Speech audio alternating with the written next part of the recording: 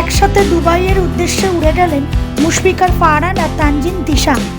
বহু আলোচনা সমালোচনার পরেও আবারও তাদের একসাথে দেখা গেল দুবাইতে অনুষ্ঠিত হওয়া একটি অ্যাওয়ার্ড শোতে, যেখানে তারা একই সাথে অ্যাওয়ার্ড গ্রহণ করলেন।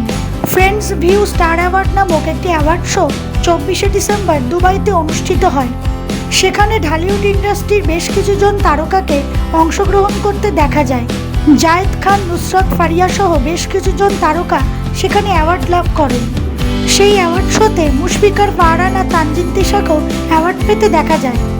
এছাড়াও সেইখানে হওয়া একটি র্যাম্প শোতে তানজিন তিশাকে পার্টিসিপেট করতে দেখা গেছে। অ্যাওয়ার্ড শোটি বেশ কিছুদিন আগে সম্পন্ন হয়ে গেল। বর্তমানে মুশফিকার ফারহান আর তানজিন তিশা সহ বেশ কিছুজন তারকা দুবাই দেশটি উপভোগ করছেন। সর্বশেষ বলা যায়, ফারহান তিশাকে আবারও একসাথে দেখে হয়তো তাদের ভক্তরা অনেকটাই খুশি হয়েছেন।